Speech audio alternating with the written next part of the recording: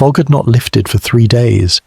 It hung between the gas lamps like something breathing, thick with coal smoke and the sour memory of the river. Somewhere beneath the city, the dead were running out of room. At the private platform of Waterloo station, a locomotive stood in silence, its black iron flanks gleaming with condensation. No living passengers waited on the benches. No porters called out destinations. Only the coffins stacked in the luggage car with the care of cargo too precious to disturb, and the mourners dressed in crepe and jet, their faces pale beneath veils. The year was 1854. London was choking on its own dead, and the solution had arrived on iron wheels. A whistle, low and mournful, pierced the mist. The engine shuddered, steam rose like a departing soul, and slowly, with the patience of a hearse, the train began its journey south, carrying the bodies of the poor, the forgotten, the noble and the nameless, toward a burial ground that promised what the city could no longer give: silence and space and rest. The Necropolis Railway had begun its run. The dead were finally leaving London. Chapter 1. The city of the unburied, good evening and welcome. The night has grown still, and the noise of the waking world has faded into memory. Wherever you are listening from, whatever hour the clock has struck in your corner of the earth, let the weight of the day slip from your shoulders now. You're safe here, in the dark, in the quiet. Before we begin our journey backward through time, take a moment to settle. Let us know in the whispers below where you're listening from tonight, and what hour has found you. If you have not yet done so, a gentle subscription to the Bedside Historian will ensure you never miss these nocturnal wanderings through history's forgotten corridors. Your presence here, your support, helps this candle burn a little longer in the vast darkness. Now then, let us turn the pages backward. Let us descend into the fog and soot of a city that could no longer bury its dead. The London of the 1840s was a city at war with itself. It was the greatest metropolis the world had ever known, a titan of empire and industry, of counting houses and cotton mills, of iron and ambition. 2 million souls pressed together within its sprawling boundaries, more human beings than had ever gathered in one place in all the long centuries of recorded history. They came from the countryside, from Ireland, from the corners of a growing empire, seeking fortune or simply survival. They filled the rookeries and the tenements, the cellar dwellings and the cramped courts where sunlight never reached. They worked in the factories and the docks, the tanneries and the slaughterhouses, the great houses of Mayfair and the coal-black wharves of the East End. And when they died, as so many did, the city struggled to find a place to put them. The churchyards of London had been receiving the dead for centuries. Generation upon generation had been laid into the earth beneath the spires and the ancient yew trees, the bones of medieval peasants mingling with the bones of Georgian merchants, the dust of the plague years settling into the dust of quieter times. But the earth could only hold so much. By the time the young Queen Victoria ascended to the throne in 1837, the parish burial grounds had become something monstrous. They were no longer gardens of rest. They were pits of horror, overflowing with the remains of the dead, stacked and compressed and churned until the very soil seemed to breathe with corruption. In the churchyard of St. Martin in the Fields, gravediggers worked by night, disturbing older burials to make room for the newly departed. Bones were pulled from the earth and tossed into charnel houses or simply crushed underfoot. Coffins were broken apart for firewood. In Clerkenwell, the burial ground of St. James rose so high above the surrounding streets that the church itself seemed to sink into a valley of the dead. The ground was soft and spongy, saturated with the matter of decay. After heavy rains, fragments of bone and shreds of shroud would surface, carried by the waters into the gutters and the cellars of neighbouring homes. Children played among the headstones, unaware that beneath their feet lay not peaceful graves but a compressed nightmare of human remains, layered 20 and 30 deep. The poor suffered most grievously in this arrangement. A pauper's funeral meant a common pit, a trench dug wide and deep, into which coffins were stacked like cordwood until the pit could hold no more. These pits remained open for days, sometimes weeks, covered only with loose boards while the sexton waited for enough bodies to fill them. The smell that rose from these places was indescribable. Neighbours complained of sickness, of nausea, of a taste in the air that clung to the tongue and would not leave. Physicians began to speak of miasma, of poisonous vapours rising from the decomposing dead, seeping into the lungs of the living, carrying disease and death in invisible clouds. The theory was imperfect, but the fear it inspired was real.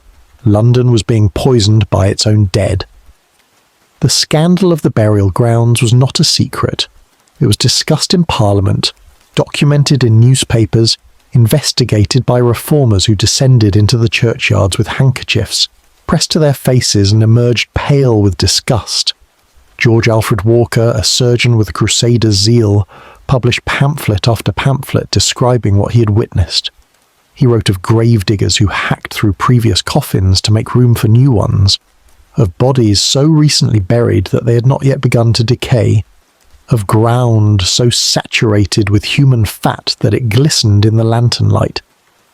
He called the churchyards Golgotha, places of skulls, and demanded that the government act before the dead rose up in pestilence to claim the living. The problem was not merely aesthetic or even medical, it was logistical. London was growing at a pace that no city had ever grown before. Every year, tens of thousands of new residents arrived, and every year roughly 50,000 Londoners died. The dead required space that the living could not spare. The old parish system, in which each church maintained its own burial ground, had functioned well enough for a city of 200,000. It could not serve a city of 2 million. The mathematics were simple and terrible. If nothing changed, the dead would simply overwhelm the living, rising in mounds of corruption at the heart of the empire. Some solutions were proposed that seem, in retrospect, grotesque. There was talk of burning the dead as the ancients had done, but the church recoiled at the suggestion. Cremation was pagan, foreign, a violation of the doctrine of bodily resurrection. There were proposals to bury the dead at sea, to carry them in barges down the Thames and tip them into the waves beyond the estuary.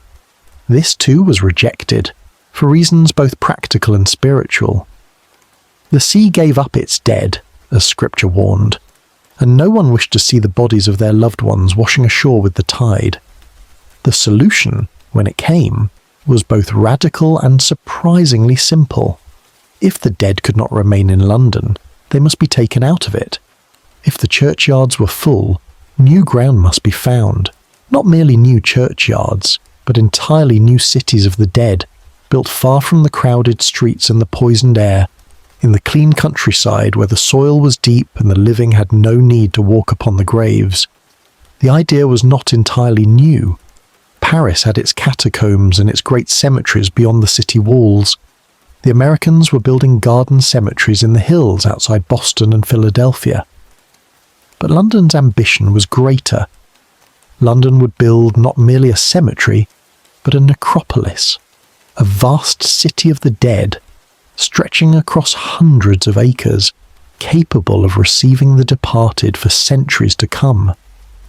The first of these great cemeteries had already begun to appear. Kensal Green opened in 1833, followed by West Norwood, Highgate, Abney Park and Brompton. These were the Magnificent Seven, as they would later be called, private cemeteries built on the outskirts of the city, offering dignified burial to those who could afford the fees. They were beautiful places landscaped with winding paths and Gothic monuments, designed to soothe the grief of the living and honour the memory of the dead. But they were not enough. They served the middle classes and the wealthy. They did nothing for the poor, for the masses who died in the workhouses and the fever wards, whose bodies still ended up in the overflowing pits of the parish churchyards. What London needed was something grander, something that could serve all classes, all faiths, all the countless dead of the greatest city on earth. What London needed was a necropolis large enough to bury the entire metropolis, a single vast cemetery that could receive the dead for generations without ever filling, without ever becoming another Clerkenwell or St Martin's. And crucially, this necropolis needed to be far enough from the city that the miasma of the dead could never reach the lungs of the living. The question was how to get the bodies there. A funeral procession of horses and hearses winding through the crowded streets for hours on end was impractical for a cemetery located miles beyond the city limits. The poor could not afford such a journey. The logistics were impossible. But there was another way. There was a new technology that had transformed the nation in the span of a single generation, that had conquered distance and time with iron and steam. There was the railway. The idea seems obvious now, but in the 1840s it was revolutionary. A railway for the dead.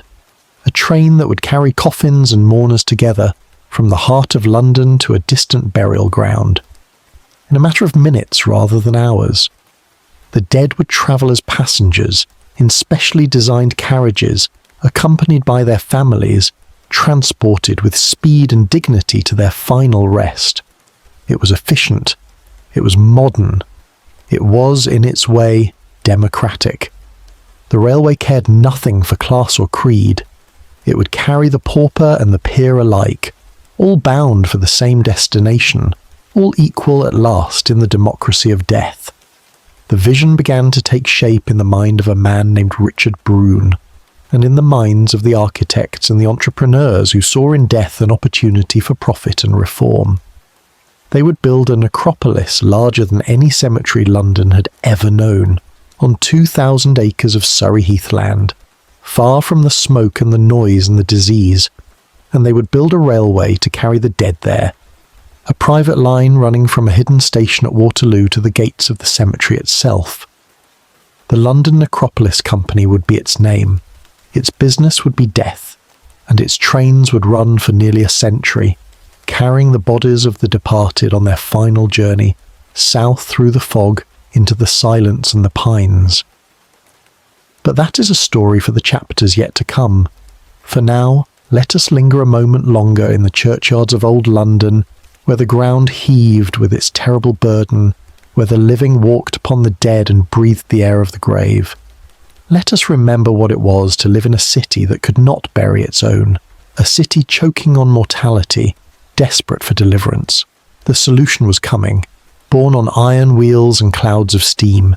The Necropolis Railway was about to be born. Chapter 2. The Breath of the Grave. The summer of 1849 came to London wrapped in heat and dread. The sun, which so rarely showed itself above the smoke of the city, blazed down upon the cobblestones and the rooftops, upon the slow brown waters of the Thames and the narrow courts where the poorest of the poor lived stacked upon one another like cargo in a ship's hold. The air grew thick and still. The river, which received the sewage of 2 million souls, began to breathe out something foul, and in the crowded lanes of Suffolk, in the tenements of Lambeth, in the cramped and airless rooms where families of 8 slept in a single bed, the dying began. Cholera had come to London before. It had arrived in 1832, carried across the seas from the east, from the delta of the Ganges where it had festered for centuries. That first visitation had killed more than 6,000 Londoners and terrified a nation that believed itself protected by progress and Protestant virtue. But the epidemic of 1849 was worse.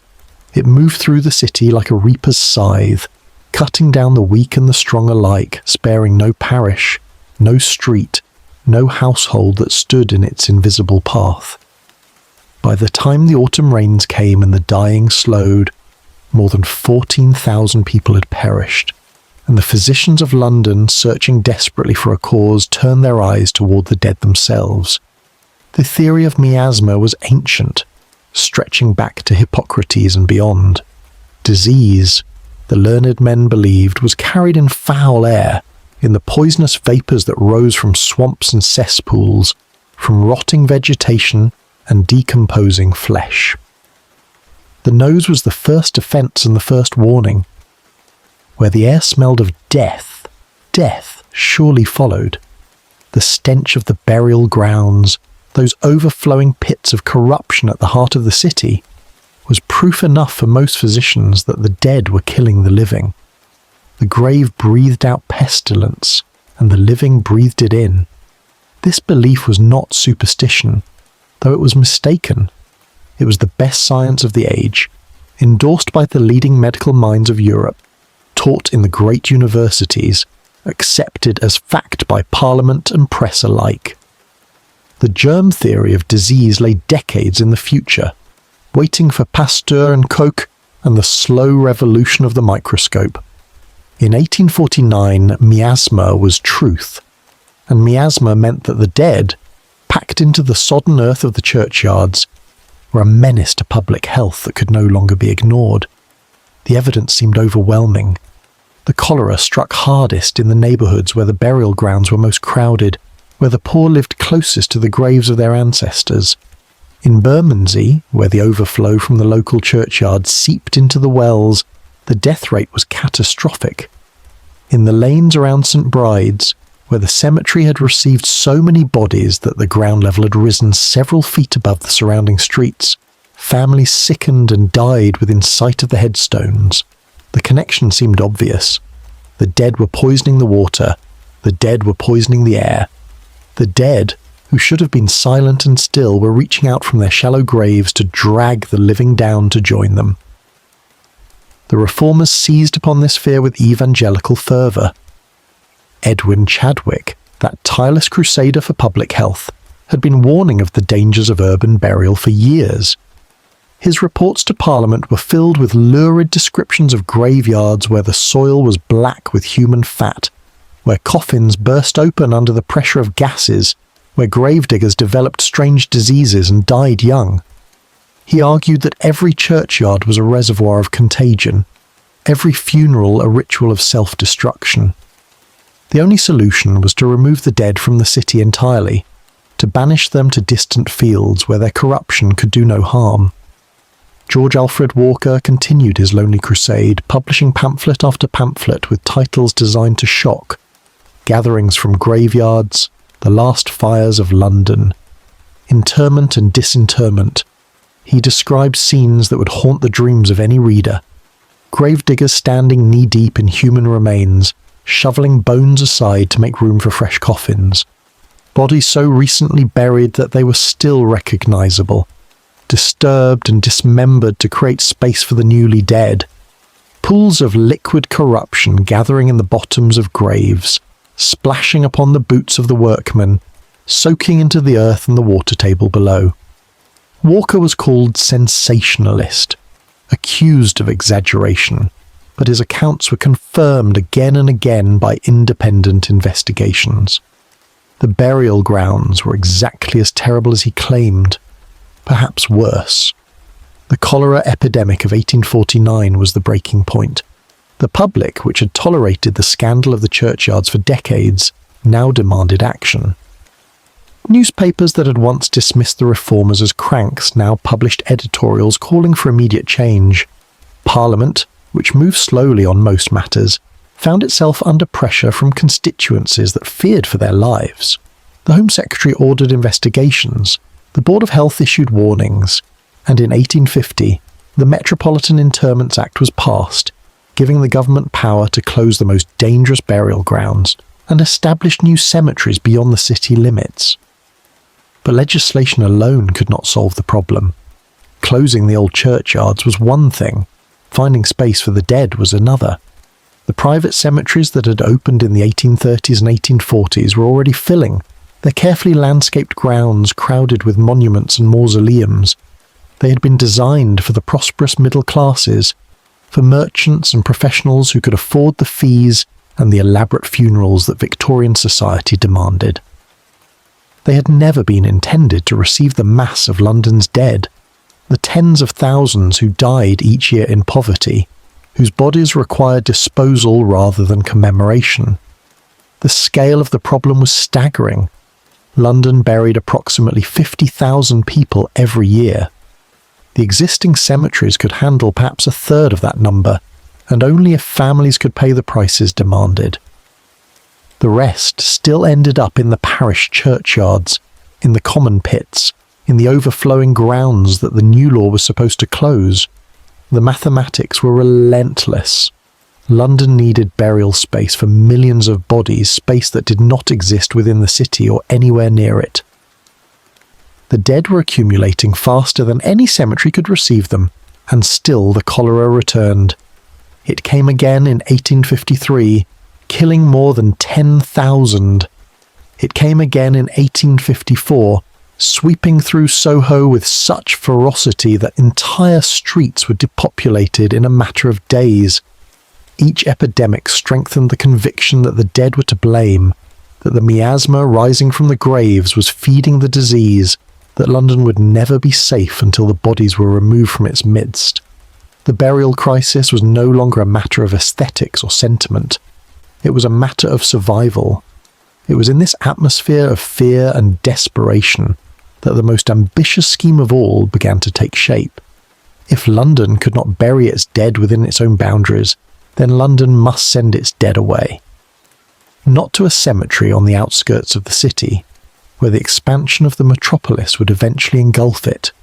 Not to a modest burial ground that would fill within a generation, but to a true necropolis, a city of the dead vast enough to receive every corpse that London could produce for centuries to come. A place so far from the smoke and the sewage that the miasma could never return. A place connected to the city by the miracle of the age, the iron road that had transformed England and would now transform death itself. The railway had already proven its power. It had shrunk distances, collapsed time, united the island in a web of steel and steam. Goods that once took days to transport now arrived in hours. Passengers who once endured bone-rattling journeys by coach now travelled in comfort at speeds their grandparents could not have imagined. The railway had changed everything. Why should it not change death as well? The vision was elegant in its simplicity. A great cemetery, hundreds of acres in extent, built in the countryside far from London. A dedicated railway line connecting the cemetery to the heart of the city. Funeral trains departing daily, carrying the coffins of the dead and the mourners who accompanied them, travelling swiftly and quietly to a place of rest that would never overflow, never poison the air, never threaten the living with the contagion of the grave. The dead would leave London forever, transported by the same technology that brought coal and cotton and commerce to the capital of the world. It was a dream born of crisis, of cholera and corruption, of the desperate need to separate the living from the dead, and it was about to become reality. In the quiet hills of Surrey, 23 miles south of Waterloo station, a site had been found. 2,000 acres of heathland and pine forest, far from any village, far from any source of water that the city might need. The land was cheap. The soil was sandy and deep, perfect for burial. The London and South Western Railway already ran nearby, making connections simple. All that remained was to form a company, raise the capital, obtain the necessary Acts of Parliament, and build the greatest cemetery the world had ever seen. The breath of the grave had driven London to the edge of madness. Now at last the city would exhale. The dead would depart on iron wheels, and the living would breathe free. Chapter 3. A Garden Beyond the Smoke. The road from London to the Surrey hills wound through a landscape that seemed to belong to another century. Beyond the last straggling suburbs, beyond the market gardens and the brick kilns, the countryside opened into a world that the city had forgotten. Here were ancient woodlands and rolling heaths, villages where the church bells still marked the hours, fields where sheep grazed beneath skies unmarked by smoke. The air was clean, the silence was profound. And in the spring of 1849, a small party of gentlemen travelled this road with a purpose that would have seemed strange to any observer. They were looking for a place to bury the dead of London. Richard Brune was among them, though history has left us only fragments of his story. He was a barrister, a man of law and letters, possessed of that peculiar Victorian combination of idealism and entrepreneurial ambition. He had studied the burial crisis. He had read the pamphlets of Walker and Chadwick. He understood that the problem was not merely moral but mathematical, that London's dead were increasing at a rate that no patchwork of parish reforms could address. What was needed was a grand solution, a single stroke that would resolve the crisis for generations. What was needed was a necropolis. The word itself carried weight. It came from the Greek, from nekros and polis, the city of the dead. The ancients had built such places outside their walls, vast fields of tombs and monuments where the departed rested far from the bustle of the living. The great cemetery of the Kerameikos in Athens, the necropolis of Giza with its pyramids and temples, the Roman roads lined with the tombs of patricians and slaves alike. These were not mere burial grounds. They were cities in their own right, planned and ordered, governed by their own laws and customs. A necropolis was not a place where bodies were discarded. It was a place where death was honoured, where memory was preserved, where the boundary between the living and the dead was marked with stone and ceremony. Brune and his companions had considered several sites before settling on the Surrey heathland. They had examined properties in Essex and Kent, in Middlesex and Hertfordshire. Each had been rejected for one reason or another. Too close to London, too expensive, too near a river that might carry contamination back to the city. The perfect site needed to meet a formidable list of requirements. It must be far enough from the metropolis to satisfy the sanitarians, yet close enough to be reached conveniently. It must be cheap enough to purchase in vast quantities, yet respectable enough that the middle classes would consent to bury their loved ones there. It must have soil suitable for burial, ground that would receive the dead without becoming waterlogged or allowing remains to surface. And it must be accessible by railway, for the entire scheme depended on the ability to transport bodies quickly and efficiently from the heart of London. The site they found was near the village of Brookwood, in the parish of Woking, some 23 miles southwest of Waterloo station. It was a place of extraordinary desolation, a landscape of heather and gorse and stunted pines, sandy soil that supported little agriculture and attracted few residents. The local people called it a wilderness, fit only for rabbits and highwaymen. But to Brune and his associates it was perfect. Here was land that could be purchased for a pittance, 2,000 acres and more, enough to bury the dead of London for 500 years. Here was soil that drained well, that would receive coffins without complaint, that would not heave or flood or disgorge its contents with the seasons. Here was isolation so complete that no neighbour could complain of the proximity of graves, no village well could be contaminated, no miasma could drift back toward the living. The London and South Western Railway had opened its line through this territory in 1838, connecting the capital to Southampton and the sea. The tracks ran within a mile of the proposed cemetery site. A branch line could be constructed at modest expense, a short spur that would carry the funeral trains from the main line directly to the cemetery gates. The journey from Waterloo would take less than an hour, a fraction of the time required for a traditional funeral procession by road. The dead could leave London in the morning and be buried by afternoon. The mourners could return to the city the same day, their duty discharged, their grief attended to, their lives ready to resume. The vision that emerged was unlike anything England had seen before. This would not be a cemetery in the conventional sense, a modest enclosure surrounded by walls, filled within a generation. This would be a landscape, a designed environment stretching across hundreds of acres, laid out with roads and paths, planted with trees and shrubs, divided into sections for different faiths and different classes. There would be grounds for Anglicans and grounds for nonconformists, for Catholics and Jews and any other denomination that required separate burial. There would be areas for the wealthy, where grand monuments could rise among the pines, and areas for the poor, where simple markers would stand in ordered rows. Every Londoner, regardless of faith or fortune, would find a place in this vast garden of the dead. The landscaping would follow the principles of the garden cemetery movement that had transformed burial in America and on the continent. Nature would be the architect, with winding paths that followed the contours of the land, with groves of trees that provided shade and shelter, with vistas that opened onto distant hills and quiet valleys. The cemetery would be a place of beauty, not horror, a place where the living could walk among the dead in contemplation and peace. The reformers had argued that the churchyards were abominations because they were crowded and corrupt, because they assaulted the senses and offended the soul. The necropolis would be the opposite. It would prove that death could be dignified, that burial could be beautiful, that the departed could rest in a setting worthy of their memory. But the garden was only part of the vision. The true innovation, the element that would make the London necropolis unlike any cemetery before it, was the railway. Brune and his partners understood that transportation was the key to everything.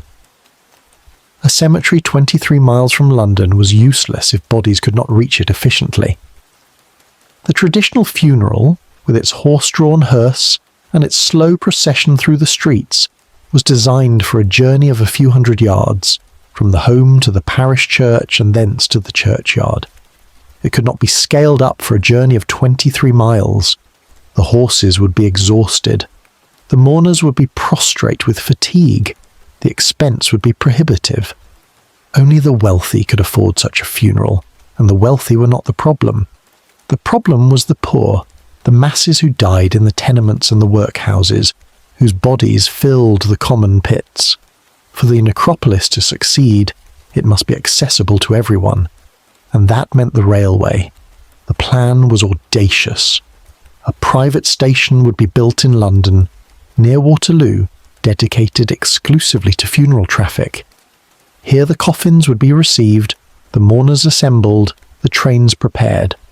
The station would be hidden from public view, discreet and dignified, designed to spare the feelings of both the bereaved and the general public. No one wished to see coffins loaded onto trains while waiting for the 9:15 to Southampton. Death would have its own platform, its own entrance, its own schedule. The trains themselves would be specially designed for their grim cargo. There would be carriages for the coffins, fitted with racks and restraints to keep the dead secure during the journey. There would be carriages for the mourners, upholstered in black, with windows that could be curtained against the curious gaze of the passing world. And there would be distinctions of class. For the Victorians could not conceive of any enterprise, even burial, without the careful gradations that ordered their society. First-class coffins would travel in first-class carriages. Third-class coffins would travel with the third-class dead. The poor would be buried more cheaply than the rich, but all would be buried with dignity, in ground that would not overflow, in a necropolis that would never fill. At the cemetery, a second station would receive the trains. The coffins would be unloaded with reverence, transferred to horse-drawn hearses or hand-drawn biers, and conveyed to the graveside for the final ceremonies. The mourners would follow, walking along the paths that wound through the pines, arriving at last at the place where their loved one would rest. The burial would proceed according to the rites of the appropriate faith. The mourners would return to the station, the train would carry them back to London, and the dead would remain behind in the silence of the Surrey hills, far from the smoke and the noise and the corruption of the city that had cast them out.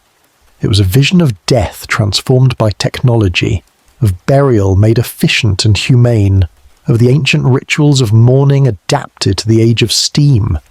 It would require an Act of Parliament, a substantial investment, the cooperation of railway companies and church authorities and municipal governments. It would face opposition from those who saw profit threatened or tradition violated. But the need was undeniable, the logic was irresistible, and the men who conceived the scheme were determined to see it through. The garden beyond the smoke was waiting. Now it was time to build the road that would lead there. Chapter 4. The Company of the Dead. In the autumn of 1850, a prospectus began to circulate among the investors and speculators of the City of London. It was printed on heavy paper, bound in sober black, and it promised returns on an enterprise unlike any that had come before. The London Necropolis and National Mausoleum Company, as it styled itself, invited subscriptions for a venture that would solve the burial crisis, serve the public good, and generate handsome profits for its shareholders. The company would purchase 2,000 acres of Surrey heathland, construct the largest cemetery in the world, and build a railway to carry the dead of London to their final rest. It was, the prospectus assured potential investors, a sound and moral investment, combining philanthropy with prudence, reform with revenue. The men behind the company were a characteristic Victorian mixture of idealists and opportunists, reformers and speculators. Richard Brune provided the vision and the legal expertise. Richard Spry contributed connections to the railway industry and experience in large-scale engineering projects. Sir Richard Brune, a baronet with an interest in sanitary reform, lent his name and his respectability to the enterprise. There were lawyers and bankers, members of Parliament and Fellows of the Royal Society, men whose involvement signalled that the scheme was serious, substantial, backed by the weight of establishment opinion. The timing was propitious. The cholera epidemic of 1849 had terrified the nation. The Metropolitan Interments Act of 1850 had given the government power to close the most dangerous burial grounds, and had created a framework for new cemeteries beyond the city limits. The Board of Health was actively encouraging private enterprise to solve the problem that government was too slow or too poor to address. Here was an opportunity, a gap in the market created by crisis and legislation, waiting to be filled by men of vision and capital. But vision and capital alone could not build a necropolis. The company required an Act of Parliament, a private bill that would grant it the legal powers necessary to purchase land, construct a railway, and operate a cemetery. This was no mere formality. Private bills faced scrutiny from committees, opposition from vested interests, amendment and delay, and sometimes outright rejection. The London Necropolis Company would need to navigate the labyrinth of Westminster, persuading skeptics and overcoming enemies, before it could lay a single rail or dig a single grave. The opposition came from predictable quarters. The existing private cemeteries, which had invested heavily in grounds that were now threatened with competition, lobbied against the scheme. The undertakers of London, who feared that the railway would disrupt their traditional business, raised objections about the treatment of the dead. The parishes, which derived income from burial fees, worried that a distant necropolis would drain away their revenue. And there were those who simply found the idea distasteful, who believed that death should not be industrialized, that the sacred rituals of burial should not be subjected to the schedules and efficiencies of the railway age. The arguments in favour of the company were stronger. The burial crisis was real and worsening. The government had proven itself incapable of solving the problem through public action. Private enterprise, guided by the profit motive but constrained by regulation, offered the only practical solution. The necropolis would serve all classes and all faiths. It would remove the dead from the crowded city and lay them to rest in clean country air. It would spare the living the horror of the overflowing churchyards. And it would do all this at prices that even the poor could afford, funded by the willingness of the wealthy to pay more for superior accommodation in death as in life. The parliamentary battle lasted more than 2 years. The London Necropolis and National Mausoleum Company Bill was introduced in 1851, debated, amended, sent to committee, revised, and finally passed in 1852. The Act granted the company sweeping powers. It could purchase land by compulsory acquisition if necessary. It could construct a railway branch line from the London and South Western Railway to the cemetery gates. It could operate funeral trains, maintain stations, employ staff, and set its own rates for burial. It was, in effect, a miniature government of the dead, with authority over everything from the depth of graves to the design of monuments. The company moved quickly to exercise its new powers. The land at Brookwood was purchased, 2,000 acres of heath and woodland, enough to bury the dead of London for centuries. Surveyors mapped the terrain. Engineers planned the railway branch. Architects designed the stations, the chapels, the lodges and the gates. The landscape architect William Tite, who had designed the Royal Exchange and numerous railway stations, was engaged to lay out the grounds, to transform the wilderness into a garden worthy of the dead. The cemetery was divided into two sections, reflecting the religious divisions that structured Victorian society. To the north lay the grounds for Anglicans, those who belonged to the established Church of England. To the south lay the grounds for nonconformists, the Baptists and Methodists and Congregationalists and Quakers who dissented from the national church. Each section would have its own chapel, its own entrance, its own station on the railway line. The dead would be separated by faith even in the grave, and the mourners would be spared the discomfort of sharing their grief with those of differing beliefs. Within each section, further divisions were established according to class. The choicest plots, on elevated ground with views across the Surrey hills, were reserved for those who could pay the highest fees. Here the wealthy could erect monuments of marble and granite, mausoleums that would stand for centuries, memorials worthy of the merchants and professionals who filled them. The less expensive plots lay in the valleys and the hollows, on ground that was adequate but not distinguished, suitable for the respectable middle classes who could afford a decent burial but not a grand one.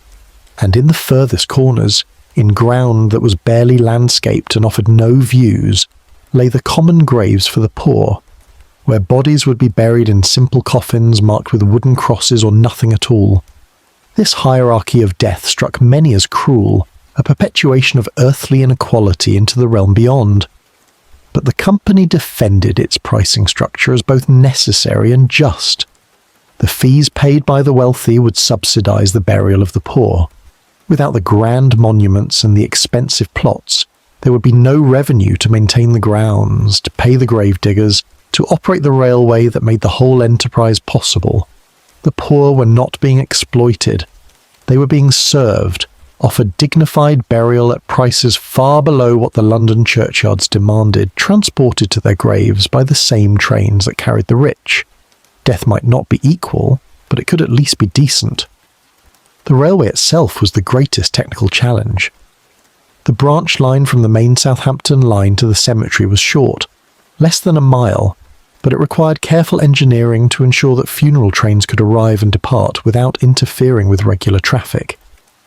The company negotiated agreements with the London and South Western Railway for the use of track and for the construction of a dedicated platform at Waterloo station. This platform would be hidden from the main concourse, accessible through a separate entrance on Westminster Bridge Road, invisible to the ordinary traveller.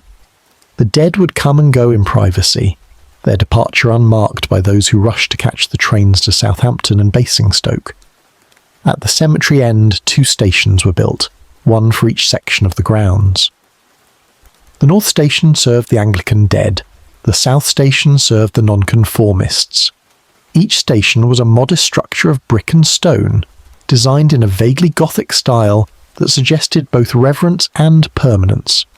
Each had a platform for the trains, a waiting room for the mourners, and a covered area where coffins could be unloaded and transferred to hearses. The stations were functional rather than grand, built to serve their purpose without ostentation, appropriate to a place where grief was the dominant emotion and display was unseemly. The first funeral train ran on November 13th, 1854. The locomotive, draped in black, departed from the private platform at Waterloo shortly after 11 in the morning. It carried the coffins of 2 paupers whose bodies had been donated by the parish of St Anne's, Soho, for the ceremonial inauguration of the line. There were no grand speeches, no crowds of dignitaries, no celebration of the achievement. The company had learned that death was best served by discretion. The train made its journey in silence, arriving at the cemetery before noon. The bodies were buried with simple rites. The train returned to London, and the Necropolis Railway had begun its work. In the years that followed, the trains would carry thousands of bodies to Brookwood. The wealthy came in first-class carriages, their coffins polished, their mourners veiled, their monuments already commissioned from the finest sculptors. The poor came in third-class carriages, their coffins plain, their mourners few, their graves marked with nothing but a number in the company's register. Anglicans departed from one door, nonconformists from another. The faithful of every denomination found their place in the Surrey soil. The company of the dead had opened for business. The garden beyond the smoke was receiving its first residents, and somewhere, in the ledger books and the burial registers, the accountants were calculating the profits that would flow from the endless supply of mortality that London provided. Death was no longer a problem to be managed. It was an industry to be operated, and the trains ran south day after day, carrying their silent passengers to the last stop on the line. Chapter 5. The Stations of Mourning. The entrance was easy to miss. On Westminster Bridge Road, between a public house and a row of modest commercial premises, a doorway opened onto a world that most Londoners preferred not to see. There was no grand portico, no towering facade, no announcement of what lay within. A small brass plate beside the door identified the premises as belonging to the London Necropolis Company. Those who knew, knew. Those who did not were spared the knowledge. Beyond the door lay a vestibule of hushed respectability, carpeted in dark colours, lit by gas lamps that cast a gentle glow. Here the bereaved were received by clerks in black coats, who spoke in murmurs and moved with the careful deference that grief demanded. Papers were signed, fees were paid, arrangements were confirmed. The machinery of death operated with the quiet efficiency of a well-run bank, which in many ways it resembled. The currency was sorrow. The product was peace. The private station at Waterloo was unlike any other terminus in London. It had no departure boards announcing destinations, no newspaper vendors hawking the morning editions, no crowds of travellers jostling for position. It existed in a separate world, connected to the main station but invisible to it. A hidden chamber where the rituals of death could proceed without disturbing the commerce of the living. The platforms were reached by a covered passage that descended from the vestibule, passing beneath the streets and emerging in a space of deliberate solemnity. The architecture was designed to soothe and to segregate. The station was divided into sections corresponding to the divisions of the cemetery itself. To one side lay the facilities for Anglican funerals, with waiting rooms furnished in the ecclesiastical style appropriate to the established church. To the other side lay the facilities for nonconformists, equally dignified but distinctly separate, reflecting the theological boundaries that the Victorians maintained even in death. The two sections shared the same platforms, the same trains, the same destination, but they did not share the same doors, the same waiting rooms, the same experience of departure. Faith divided the living, and faith would divide the dead. Within each section, further distinctions were observed. The wealthy had their own waiting rooms, furnished with comfortable chairs and heavy curtains, where they could grieve in privacy while servants attended to the details of the journey. The middle classes had more modest accommodations, respectable but not luxurious, appropriate to families who could afford dignity but not ostentation. The poor had no waiting rooms at all. They gathered on the platform itself, standing among the coffins of their loved ones, exposed to whatever weather the English sky provided, waiting for the train that would carry them to the grave.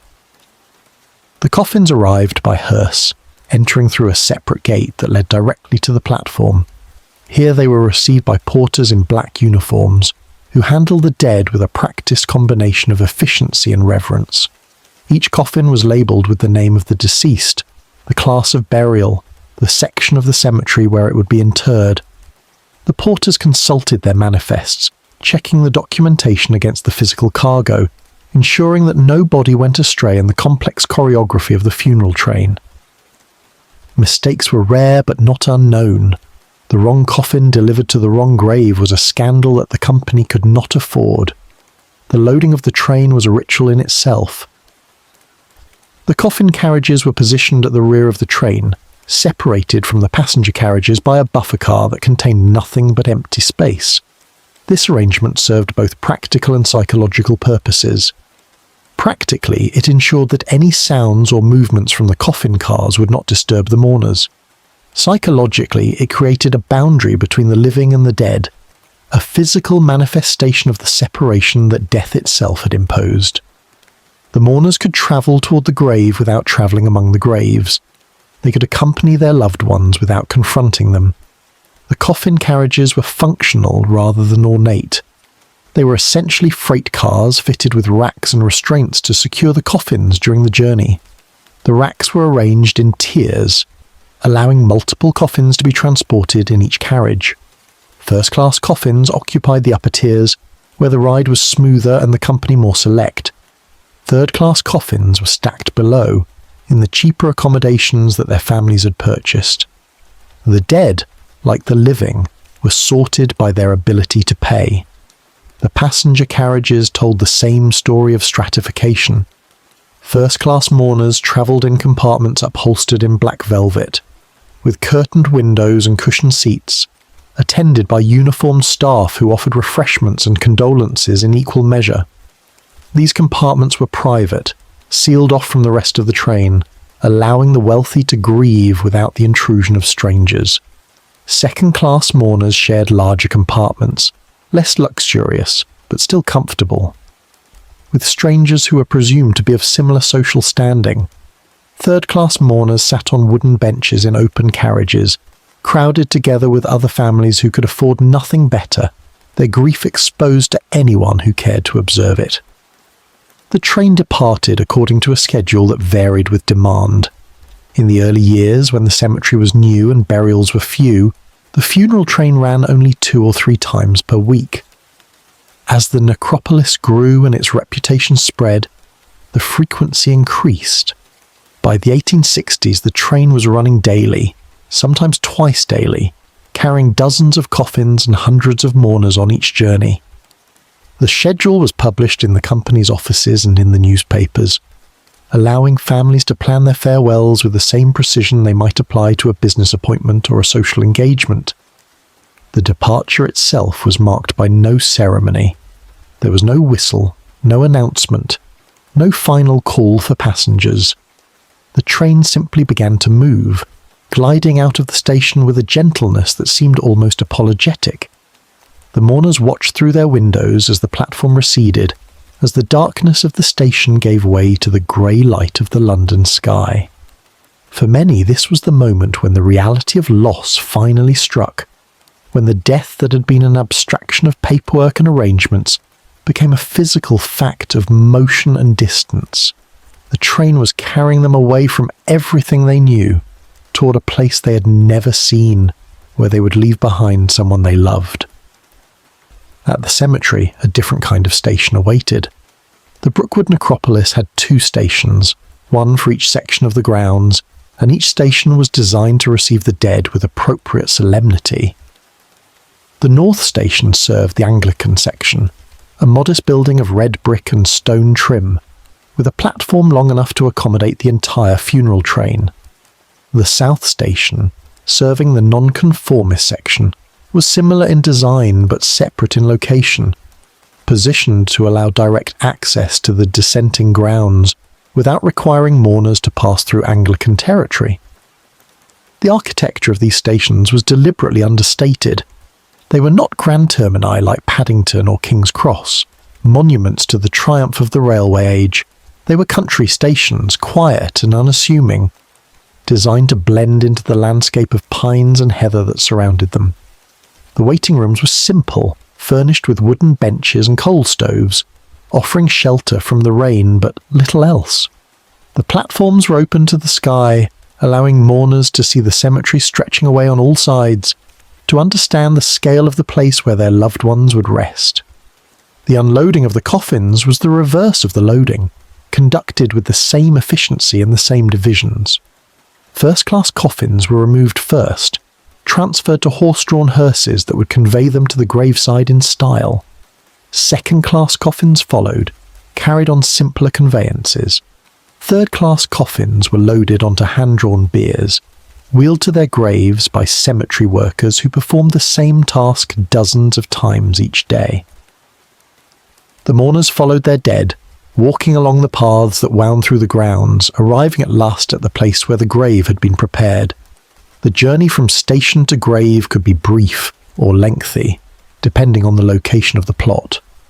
The wealthiest families had purchased ground near the stations, on elevated sites with views and easy access. Their funerals were short walks, dignified processions along well-maintained paths.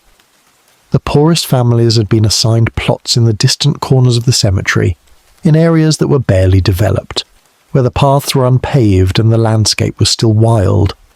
Their funerals were long trudges through rough terrain, exhausting journeys that added physical suffering to emotional grief. The chapel stood between the stations and the graves, offering a space for the religious services that preceded burial. Each section had its own chapel, designed in styles appropriate to the faiths they served. The Anglican chapel was Gothic, with pointed arches and stained glass, a miniature cathedral set among the pines. The nonconformist chapel was plainer, reflecting the aesthetic preferences of denominations that distrusted ornament and ceremony. Here the funeral services were conducted, the prayers offered, the hymns sung. Here the living said their formal farewells before accompanying the dead to the grave. The return journey was always quieter than the outward one. The mourners who had travelled with the coffins now travelled without them, their compartments emptier, their conversation subdued. The train retraced its route through the Surrey countryside, past the villages and the farms, back toward the smoke and noise of London. The station at Waterloo received them as it had dispatched them, in silence and shadow, through doors that opened onto the ordinary world. They emerged onto Westminster Bridge Road, blinking in the light, returning to lives that had been permanently diminished by the journey they had just completed. The stations of mourning served their purpose for nearly 90 years. Generations of Londoners passed through their doors, accompanying parents and children, spouses and siblings, friends and strangers to the grave. The architecture changed, the trains were modernised, the schedules were adjusted to meet the changing patterns of death in a changing city. But the essential experience remained the same: a hidden departure, a quiet journey, a solemn arrival, a walk among the graves. The stations were thresholds between worlds, places where the living crossed over into the territory of the dead and then returned, forever altered by what they had seen and done. In time, the original Waterloo station would be demolished and rebuilt, its hidden chambers swept away by the expansion of the railway. A new necropolis station would rise nearby, grander than the first, with facilities that reflected the growing prosperity of the company and the city it served. But the function remained unchanged. It was still a place of departure, still a door into darkness, still a station unlike any other in London. The trains still ran, the dead still travelled, and the mourners still made their way home, through streets that seemed both familiar and strange, carrying memories that would never fade. Chapter 6. Class into Dust. The Victorians understood hierarchy as a natural law. It ordered their society from the palace to the workhouse, determining who spoke to whom, who married whom, who lived where and how and why.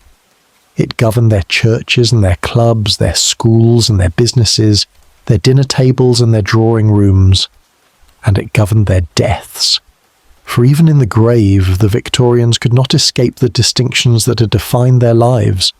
Class followed them into eternity, stamped on their coffins, inscribed on their monuments, encoded in the very ground where they lay. The London Necropolis Company understood this truth and built its business upon it. The cemetery at Brookwood was not a democracy of the dead. It was a carefully stratified landscape where every plot, every grave, every funeral reflected the social position of the deceased. The wealthy rested in splendour, surrounded by monuments that proclaimed their importance to anyone who passed. The poor rested in obscurity, their graves unmarked or marked only with numbers, their names forgotten within a generation. Between these extremes lay the vast middle ground of Victorian society, the clerks and the shopkeepers, the teachers and the nurses, the respectable families who had worked hard and saved carefully to afford a decent burial. The pricing structure of the necropolis was elaborate and precise. At the summit stood the private graves, purchased in perpetuity by families who wished to establish a permanent resting place for their dead. These graves came in various sizes and locations, with prices that reflected the desirability of the ground.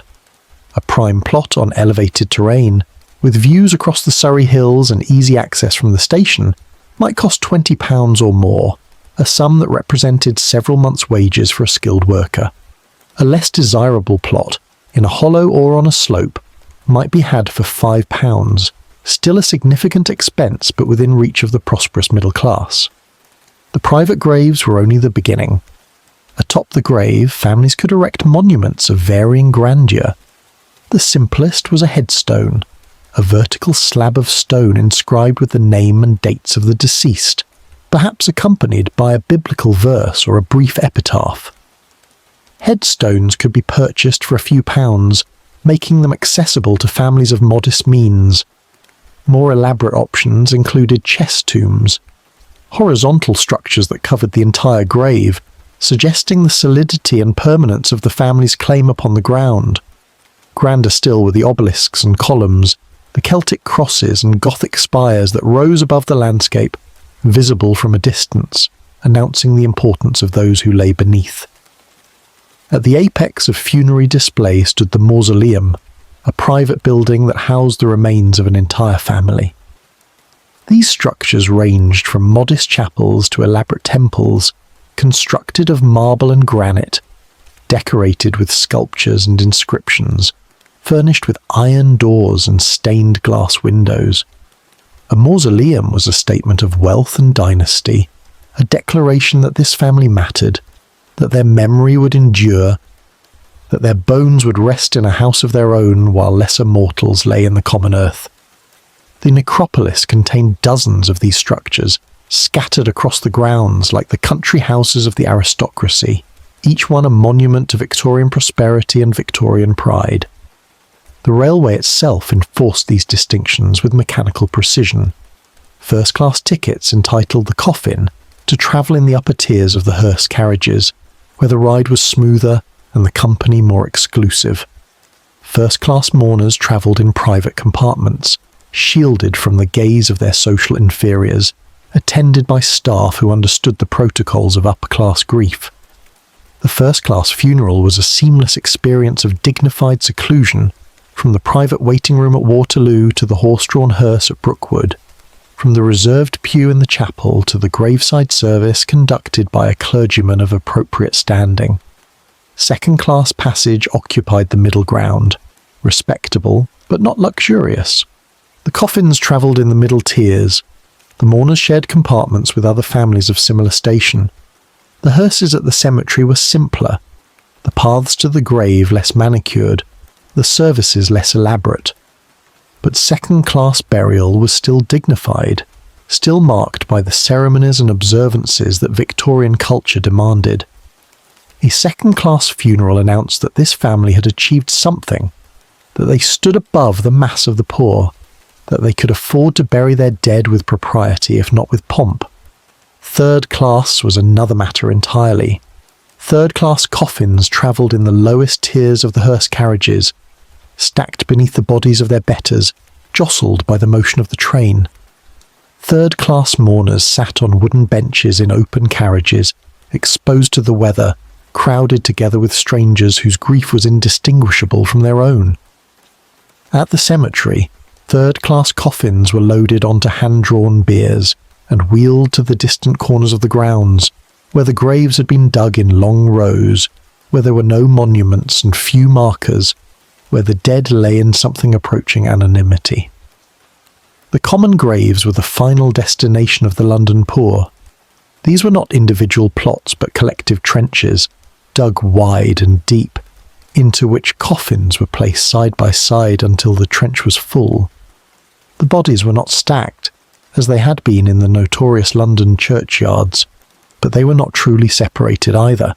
They lay shoulder to shoulder with strangers, their only distinction a number in the company's register, their graves marked with wooden crosses that rotted within a few years, leaving no trace of who lay beneath. The common graves were efficient, they were economical, they were, by the standards of the time, humane. But they were not equal. They were the burial of those who could afford nothing else, the final statement of a society that sorted its members by wealth from cradle to grave. The company defended these distinctions as both necessary and benevolent. The fees paid by the wealthy subsidized the burial of the poor.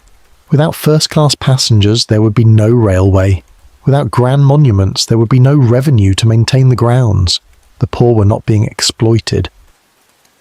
They were being served, offered decent burial at prices far below what the alternatives demanded. A third-class funeral at Brookwood cost only a few shillings, a fraction of what the London cemeteries charged, and it came with transportation included. The poor could now be buried in clean country soil, far from the pestilential churchyards of the city, conveyed to their rest by the same trains that carried the rich. Was this not progress? Was this not reform? The critics were not convinced. They saw in the necropolis a commercialization of death, a reduction of sacred rituals to market transactions. They saw the poor being herded into distant corners of the cemetery while the wealthy occupied the prime ground. They saw the divisions of class being perpetuated into eternity, the social order inscribed upon the landscape in stone and earth. The cemetery was a mirror of Victorian society, reflecting all its inequalities, all its hypocrisies, all its comfortable assumptions about the natural order of things.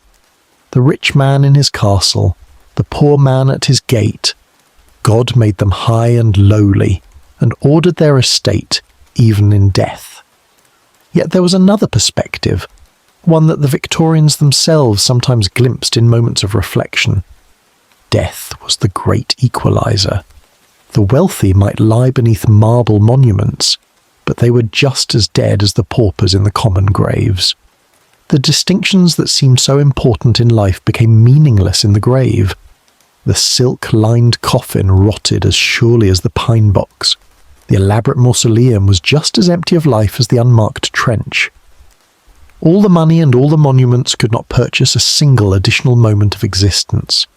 In the end, class was an illusion that the living imposed upon the dead, a comfort to the survivors rather than a benefit to the departed. The necropolis embodied this contradiction.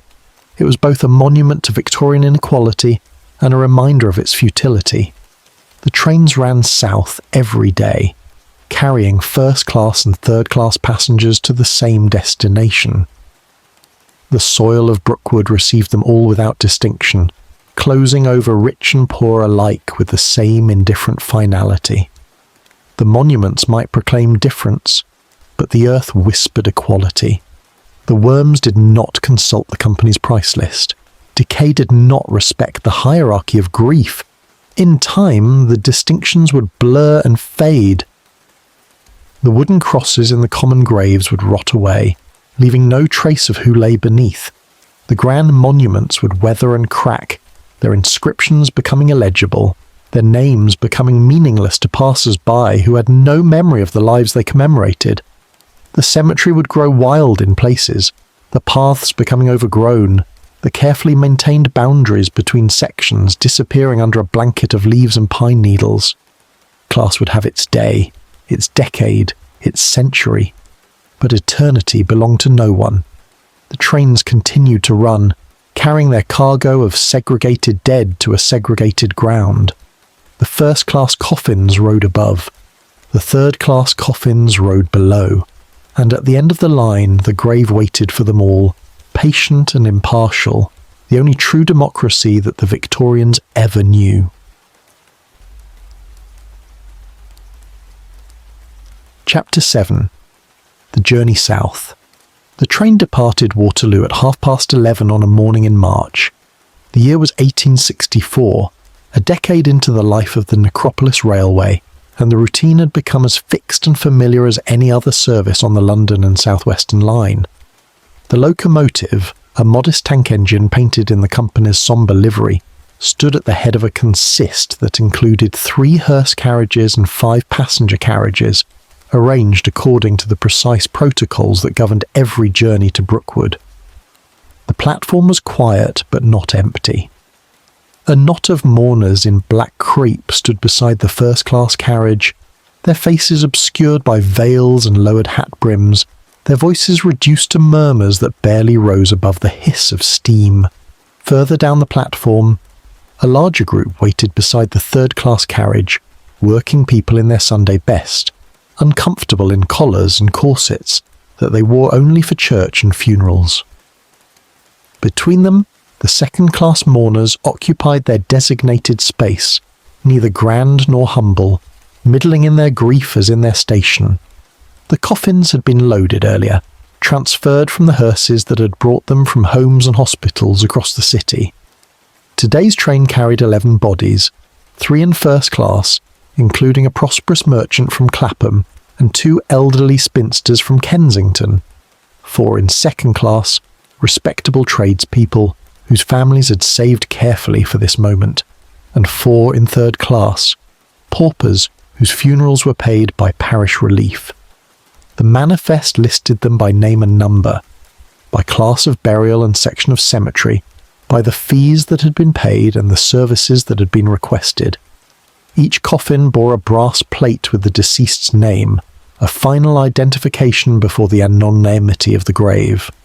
The signal dropped, the engine exhaled, and slowly, with the gentle acceleration that characterized all necropolis departures, the train began to move. It crept through the junction at Waterloo, threading between the main lines that carried commuters to the suburbs and travellers to the coast. The mourners watched through their windows as the familiar landmarks of the city slid past. The warehouses of Lambeth, the chimneys of Battersea, the green expanse of Clapham Common emerging from the grey sprawl like a memory of countryside.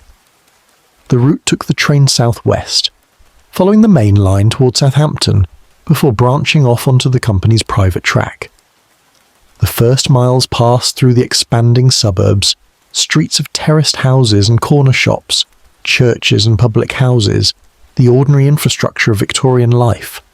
The mourners saw children playing in streets, women hanging laundry, men going about their business with no awareness that a funeral train was passing, that 11 bodies were travelling toward their final rest just beyond the garden walls. Life continued. It always continued. That was both its cruelty and its comfort. Beyond the suburbs, the landscape began to change.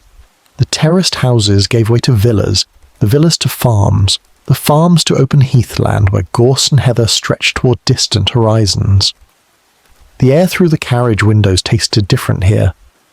Cleaner, carrying the scent of pine and earth rather than coal and sewage. The sky seemed larger, the clouds closer, the whole world expanded beyond the cramped confines of the city. Some of the mourners had never been this far from London. For them, the journey was a revelation, a glimpse of an England they had heard about but never seen, a landscape that seemed to belong to a different country or a different century. The train passed through stations without stopping: Surbiton, Esher, Woking. At each platform, ordinary passengers waited for ordinary trains, glancing up as the funeral cortege passed, perhaps tipping their hats in respect, perhaps looking away in discomfort. The Necropolis train was a familiar sight on this line, as much a part of the schedule as the express to Portsmouth or the slow train to Guildford. But familiarity did not breed indifference. The sight of a funeral train still commanded a moment of recognition, a brief acknowledgement of the mystery that it carried, a reminder that every journey ends somewhere. The branch to Brookwood diverged from the main line just beyond Woking, curving south through a landscape that grew increasingly wild and empty. Here were the Surrey heaths, miles of uncultivated ground where the soil was too sandy for farming and the terrain too rough for development. Pine trees rose in scattered stands, their dark green foliage a stark contrast to the brown and purple of the heath. The sky was immense above this open ground, a pale grey dome that seemed to press down upon the earth with gentle but inexorable weight. The cemetery announced itself gradually. First came the boundary wall, a low structure of brick and stone that marked the edge of the company's land. Then came the gates, wrought iron between stone pillars, standing open to receive the train. Then the grounds themselves, rolling away on all sides, a landscape of monuments and trees, paths and lawns, the accumulated dead of a decade resting beneath the Surrey soil. The train slowed as it entered this territory, as if the locomotive itself understood that haste was inappropriate here, that the final approach to the grave deserved a certain solemnity. The North Station appeared first, serving the Anglican section, its platform already occupied by a small welcoming party of cemetery staff. The train did not stop here today. The Anglican coffins would be unloaded on the return journey, a peculiarity of the schedule that meant nonconformist funerals always preceded Anglican ones. The mourners in the first-class carriage watched the station slide past, knowing that their turn would come, that they would return to this platform in an hour's time to begin the final walk to the grave. The South Station lay a quarter-mile further along the line, at the heart of the nonconformist section. Here the train finally stopped, its brakes sighing as it came to rest beside a platform that seemed almost rural in its simplicity. There were no grand canopies, no elaborate architecture, just a modest shelter and a patch of gravel where the hearses waited.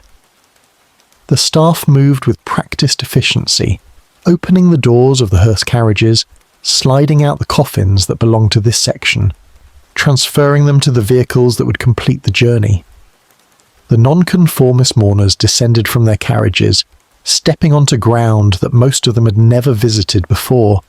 They gathered in uncertain clusters, looking around at a landscape that was both beautiful and strange, trying to orient themselves in a place where all the familiar landmarks of the city had disappeared.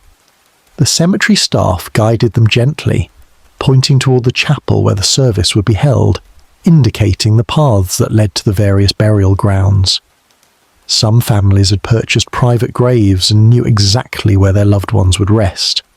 Others were burying in the common ground and would discover the location only when they arrived. The walk to the chapel took 10 minutes along paths that wound through the pine trees. The air was silent except for birdsong and the crunch of gravel beneath black boots. The monuments grew denser as the mourners approached the developed sections of the cemetery, headstones and crosses rising on all sides, the accumulated memorials of a decade of burial. Some bore fresh flowers, evidence of recent visits. Others were bare, their inscriptions weathering, their occupants passing from memory into history. The mourners walked among these stones with the uncomfortable awareness that they were seeing their own future, that someday they too would lie beneath such markers, that their names too would weather and fade. The chapel was a modest structure of brick and stone, designed in a plain style that reflected nonconformist theology. There was no stained glass, no elaborate altar, no images or icons that might distract from the word of God. The interior was simple and functional, with wooden pews facing a raised platform where the minister would stand. The coffins had been arranged at the front, each on its own trestle, waiting for the service that would commend their occupants to eternity. The service itself was brief and earnest. The minister, a Baptist from London who travelled to Brookwood several times each week, spoke the familiar words of comfort and hope. Scripture was read, hymns were sung, the thin voices of the mourners rising toward the plain ceiling. Prayers were offered for the dead and for those who mourned them, and then it was over. The coffins lifted again, the procession forming for the final walk to the graves. The graves lay scattered across the grounds according to the class of burial that had been purchased. The private graves were in the developed sections where paths were maintained and monuments were permitted. The common graves were in the distant corners, where the paths petered out and the heather encroached upon the boundaries. The processions diverged as they left the chapel, each family following its own coffin to its own destination, the mourners separating like streams flowing down from a common source. At the graveside, the final words were spoken. The coffin was lowered into the earth. The first handfuls of soil were cast upon the lid, a hollow sound that seemed to echo long after the dirt had fallen. The mourners stood in silence, watching the gravediggers complete their work, watching the mound of earth rise over the place where their loved one would remain. Some wept openly, others stood rigid, their grief contained behind walls of Victorian propriety. Children fidgeted, not understanding what they were seeing, bored by the solemnity that the adults seemed to require, and then it was done. The grave was filled. The mourners turned away. The long walk back to the station began. The return journey through the pine trees and the monuments, past the chapel and the other burial grounds, back to the platform where the train waited to carry them home. They boarded the carriages in silence, taking their seats among strangers who had just completed the same ritual, who were feeling the same emptiness, who were facing the same return to a life that had been permanently diminished. The train departed Brookwood in the early afternoon, retracing its route through the heathland and the suburbs, back toward the smoke and noise of London. The landscape that had seemed so liberating on the outward journey now seemed merely empty, a void between the place of burial and the place of life. The mourners watched it pass without interest, their thoughts elsewhere, their hearts heavy with the knowledge that they were leaving someone behind, that they would never make this journey with this person again. Waterloo received them as it had dispatched them, in shadow and silence. They emerged through the private door onto Westminster Bridge Road, stepping back into the ordinary world of cabs and omnibuses, street vendors and pedestrians, the endless bustle of a city that had not noticed their absence and would not mark their return. The funeral was over, the journey was complete, and somewhere in Surrey, beneath the pines and the heather, the dead were beginning their long residence in the city that had been built for them, the necropolis that would hold them while the world above continued its restless motion, forgetting and remembering and forgetting again. Chapter 8. The Mourners' Quiet Hours. The compartment was small and dark, upholstered in fabric the colour of bruises. The curtains had been drawn against the passing world, reducing the landscape to a dim glow that shifted and flickered as the train moved through the Surrey morning. Inside, 4 women sat in silence, their faces obscured by veils of black crape, their hands folded in laps draped with mourning cloth. They were strangers to one another, bound only by the circumstance that had brought them to this train on this day, travelling toward graves that lay in different corners of the same vast cemetery. The Necropolis Railway created strange intimacies. For the duration of the journey, mourners shared space with others whose grief was as raw and immediate as their own. They sat across from faces they had never seen before and would never see again, faces contorted by the same emotions, wet with the same tears, aged by the same sudden encounter with mortality.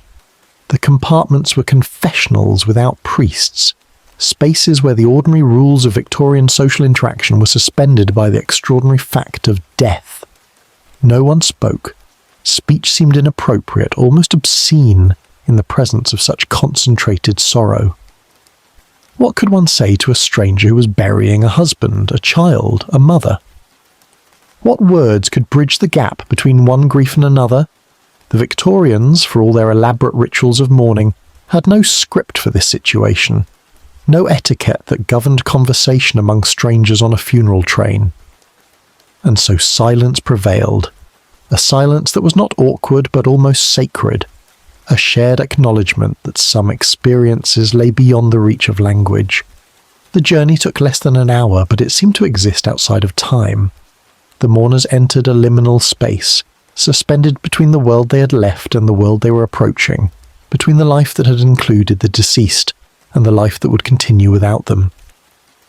The rhythm of the train became a kind of meditation. The clatter of wheels on rails, a mantra that emptied the mind of everything except the present moment.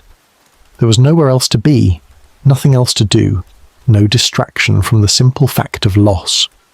The train demanded presence. It allowed nothing else. Some mourners found this enforced stillness unbearable. They fidgeted in their seats, adjusted their veils, stared at their gloves, counted the buttons on their cuffs. The confinement of the compartment pressed upon them, the proximity of strangers an intrusion upon grief that should have been private. They longed for the journey to end, for the distraction of arrival, for something to do that would take their minds away from the thoughts that circled endlessly in the silence. For these mourners, the train was a torture, a prolongation of the agony that had begun with the death and would not end until the burial was complete. But others found something approaching peace in the quiet hours of the journey. The suspension of ordinary life, the removal from familiar surroundings, the simple fact of motion toward a destination that could not be avoided, all these created a space for reflection that the busy world rarely permitted. In the compartment, there were no household duties to attend to, no children to manage, no neighbours to receive, no letters of condolence to acknowledge. There was only the journey, the grief, and the slowly passing landscape beyond the curtained windows. The psychology of mourning was not well understood in Victorian England.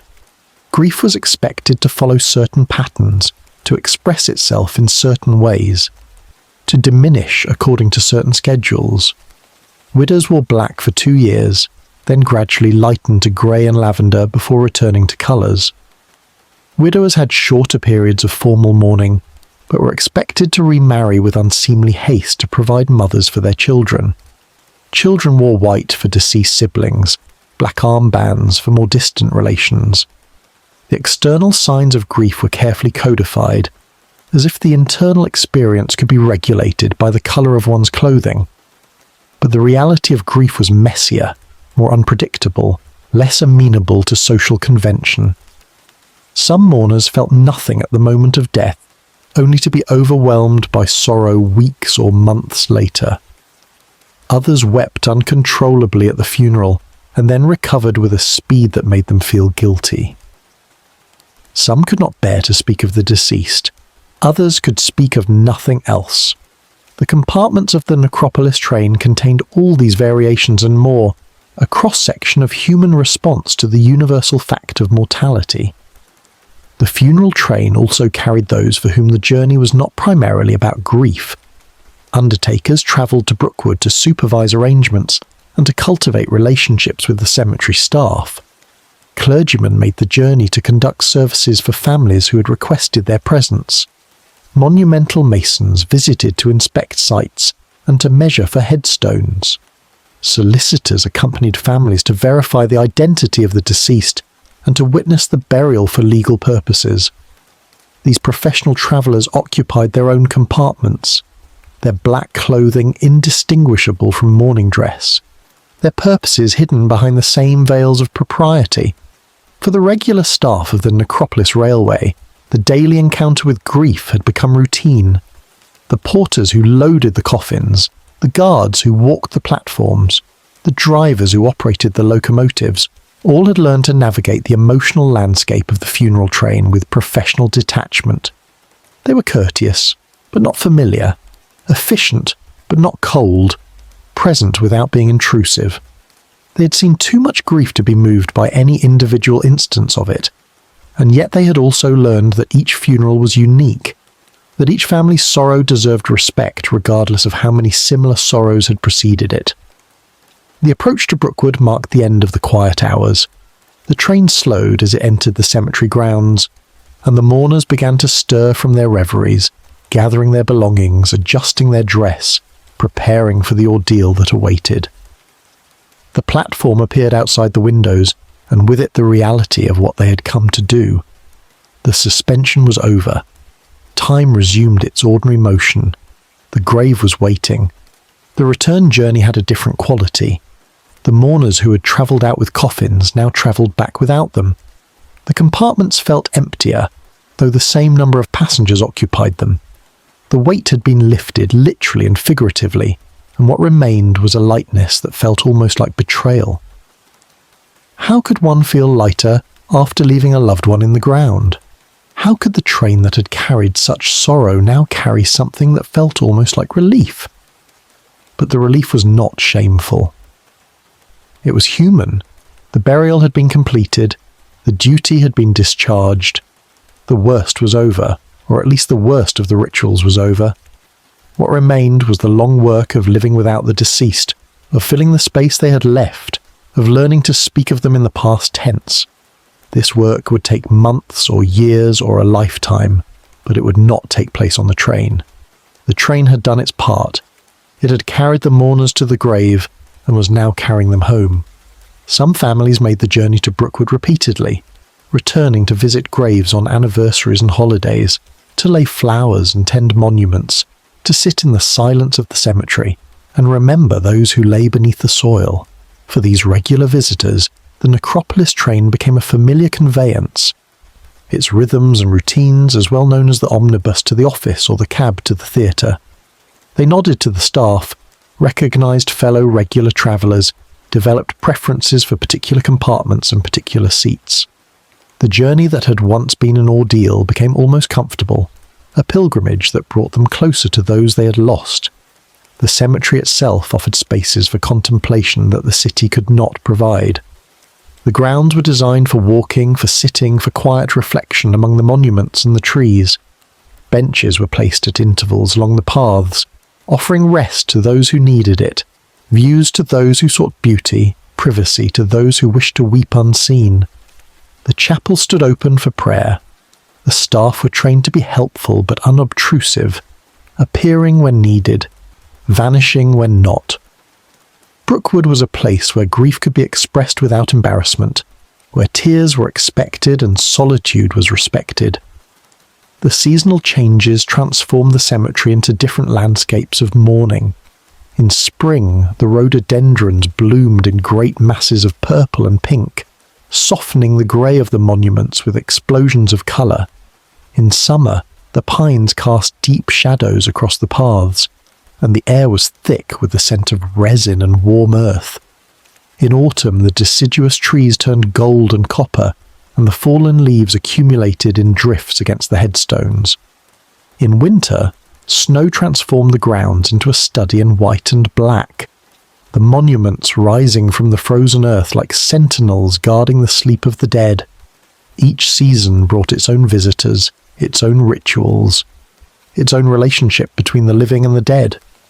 The anniversary of a death might fall in any month, and mourners returned regardless of weather, trudging through rain or snow to stand beside the grave and remember. Christmas and Easter brought visitors who associated these holidays with the deceased, who could not celebrate without first paying respects. All Saints' Day and All Souls' Day brought those whose faith required remembrance of the dead, whose prayers for departed souls were offered at the graveside rather than in the parish church. The quiet hours of the mourners extended beyond the train, beyond the funeral, beyond the single day of burial. They stretched across months and years, recurring with each visit to the cemetery, each anniversary of the death, each moment when memory surfaced unbidden and demanded attention. The Necropolis Railway facilitated these hours, providing transport not just for funerals, but for all the subsequent journeys that grief required. It was a railway of remembrance as much as a railway of burial, carrying the living back to the dead again and again for as long as memory endured. And in the compartments of the funeral train, generation after generation of mourners sat in silence, watching the landscape pass, feeling the rhythm of the wheels, entering that strange suspended state where grief could simply exist without demand or expectation. They were strangers to one another, united only by loss, sharing space for an hour before dispersing into separate lives. But in that hour they formed a community of sorrow, a fellowship of the bereaved, a congregation whose only creed was the acknowledgement that death comes to all, and that the living must somehow continue. The train carried them south toward the graves. The train carried them north toward the future. And in between, in the quiet hours of the journey, they learned what every mourner eventually learns, that grief is not a problem to be solved, but a territory to be inhabited, not a single journey, but a landscape that extends in all directions, not an ending, but a different kind of beginning. Chapter 9. The Fading of the Line. The 20th century arrived with promises that the 19th could scarcely have imagined.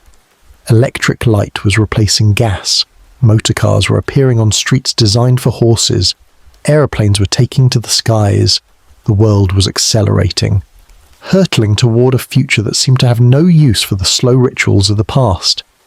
And in the quiet hills of Surrey, the Necropolis Railway continued its solemn journeys, carrying the dead to Brookwood as it had for half a century, seemingly untouched by the transformations that were reshaping everything around it. But the railway was changing, even if those changes were invisible to the casual observer. The original station at Waterloo had been demolished in 1899, swept away by the expansion of the main terminus that had grown far beyond anything its Victorian builders had envisioned. A new necropolis station was constructed nearby, at 121 Westminster Bridge Road, a grander building than its predecessor, with facilities that reflected both the prosperity of the company and the expectations of Edwardian mourners. The new station had separate entrances for Anglicans and nonconformists, waiting rooms furnished with appropriate solemnity, offices where the business of death was conducted with discretion and efficiency. The trains themselves had been modernised. The original locomotives, small tank engines adequate for the short branch line, had been replaced by more powerful machines capable of handling longer consists and heavier loads. The carriages had been refurbished, their Victorian upholstery replaced with Edwardian fabrics, their gas lamps converted to electric light. The journey was faster, smoother, more comfortable than it had been in the early years. Progress had reached even the Railway of the Dead, but progress brought competition that the Necropolis Railway had never faced before. The private cemeteries that had seemed so distant in 1854 were now surrounded by the expanding city, their grounds filling, their capacity diminishing, their prices rising to reflect the scarcity of space. New cemeteries were opening further out, in Essex and Kent and Hertfordshire, served by other railway lines, offering alternatives to Brookwood that had not existed a generation earlier. The monopoly that geography had once granted the London Necropolis Company was eroding, funeral by funeral, grave by grave. The motorised hearse delivered an even more serious blow. Before the automobile, transporting a body any significant distance, required either the railway or a procession of horse-drawn vehicles that was slow, expensive and impractical for journeys of more than a few miles. The railway had seemed the obvious solution, the modern answer to an ancient problem. But the motor hearse changed the calculation. A body could now be driven from London to Brookwood in less time than the train took, with greater flexibility in scheduling and without the need to conform to the railway's timetable. Families who could afford motor cars and the undertakers who served them began to abandon the train in favour of the road. The Great War accelerated these changes in ways that no one could have predicted. Between 1914 and 1918, death came to Britain on a scale that dwarfed anything the Necropolis Railway had been designed to handle. But the dead of the trenches did not return to London. They remained in France and Belgium, buried in the vast military cemeteries that the War Graves Commission was constructing behind the former front lines. The generation that might have filled Brookwood was instead filling foreign fields, their graves marked with white stones in places their families might never visit. The war transformed attitudes toward death in subtler ways as well. The elaborate mourning rituals of the Victorian era, the black crepe and the jet jewellery, the extended periods of seclusion, and the carefully graded stages of return to society, all these began to seem excessive, even absurd, to a generation that had witnessed death on an industrial scale. Grief did not disappear, but its expression changed. The performative aspects of Victorian mourning, the public display of private sorrow, gave way to a more restrained approach that valued stoicism over sentiment. Funerals became simpler, shorter, less theatrical. The demand for the kind of elaborate funeral that the Necropolis Railway was designed to provide began to decline. The interwar years brought further challenges. The economic disruptions of the 1920s and the depression of the 1930s reduced the disposable income that families could devote to funerals. The motor hearse became increasingly common, increasingly affordable, increasingly the default choice for undertakers who valued convenience over tradition. The railway continued to operate, but the trains ran less frequently, the carriages carried fewer passengers, the platforms at Waterloo and Brookwood grew quieter with each passing year. The company adapted as best it could. It reduced services, consolidated schedules, sought efficiencies that would allow it to remain profitable on diminished revenues. It marketed itself to those who valued tradition, who appreciated the solemnity of the railway journey, who remembered the funerals of their parents and grandparents, and wished to be buried in the same manner. These customers were loyal, but they were aging, and they were not being replaced by younger generations who had different expectations and different means of reaching the cemetery. Brookwood itself remained beautiful, perhaps more beautiful than it had ever been. The trees that had been planted in the 1850s and 1860s had matured into a forest that gave the grounds a sense of ancient permanence. The monuments that had seemed so new and raw in the early years had weathered into the landscape, their sharp edges softened by time and moss.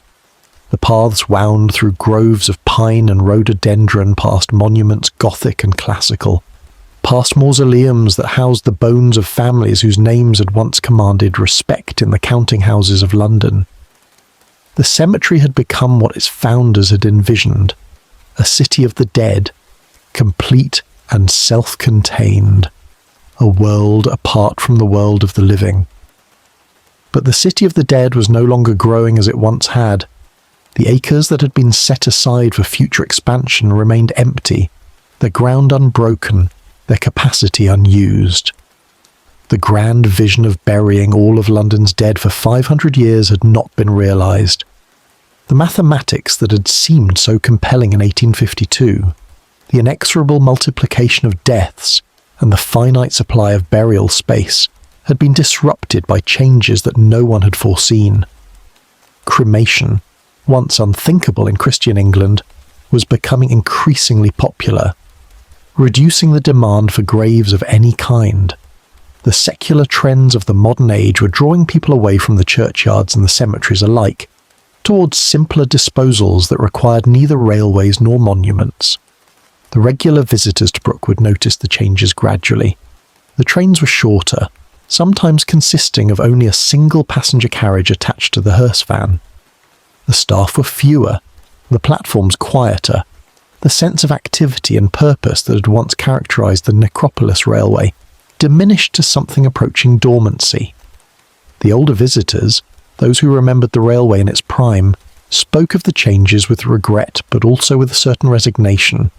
Everything changed, everything faded, even railways, even cemeteries, even death itself, or at least the rituals that surrounded it. The final years of the 1930s brought a sense of ending that extended far beyond the Necropolis Railway.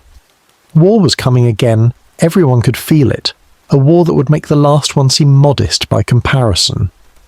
The government was making preparations, evacuating children, distributing gas masks, building shelters. The railway continued to operate, carrying its dwindling cargo of dead to Brookwood, maintaining the schedules that had been established decades earlier, pretending that the world was not about to change in ways that no schedule could accommodate. The last funeral train of the old era ran in September 1939, just days after war was declared. The train carried its passengers to Brookwood as it had thousands of times before, unloaded its coffins, returned to London. No one knew it would be the last normal service. The final journey before everything changed. The railway suspended operations for the duration of the emergency, expecting to resume when peace returned. The station at Westminster Bridge Road fell quiet. The tracks to Brookwood remained in place but unused. The company waited for a future that it could not predict. But the future was already arriving, screaming out of the night sky, falling in fire upon the city that had sent its dead to Surrey for nearly a century. The war that had been declared in September would reach London soon enough, and when it did, it would find the Necropolis station waiting, empty and silent, a relic of a world that was about to disappear forever. The Chapter 10, Fire and Silence. The night of April 16th, 1941 was clear over London, the kind of night that bomber crews prayed for and civilians dreaded. The moon was bright, illuminating the river and the bridges, the streets and the rooftops. The whole vast sprawl of the city spread out like a map for the Luftwaffe navigators to read. The sirens had sounded at dusk, their wail rising and falling across the neighbourhoods, sending hundreds of thousands of Londoners down into shelters and underground stations to wait for the hours of darkness to pass. The raid that night was among the heaviest of the Blitz. Nearly 700 aircraft crossed the Channel, carrying high explosives and incendiaries, targeting the docks and the railways, the factories and the power stations, the infrastructure that kept the city functioning and the war effort supplied. The bombs fell in patterns that were both systematic and random, directed by military logic but scattered by the chaos of night operations, striking targets of strategic value and targets of none, killing soldiers and civilians with equal indifference. Westminster Bridge Road lay in the path of the bombers. The area around Waterloo Station was a legitimate military target, a railway hub that moved troops and supplies, a node in the network that connected London to the rest of the country. The bombs that fell here were not accidents or overshoots. They were aimed deliberately and effectively at the destruction of Britain's transport capacity. That they also destroyed other things, buildings and businesses that had nothing to do with the war, was merely a consequence of the technology of the time, the inability of bombers to distinguish between a railway terminus and the premises that surrounded it. The Necropolis station at 121 Westminster Bridge Road received a direct hit sometime after midnight.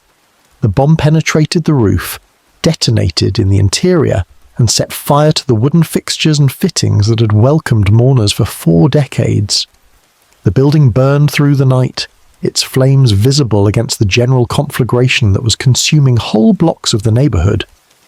The fire brigades were overwhelmed, called in every direction at once, unable to save structures that were merely burning when others were in danger of collapse. The Necropolis station was allowed to burn. By morning, the building was a shell.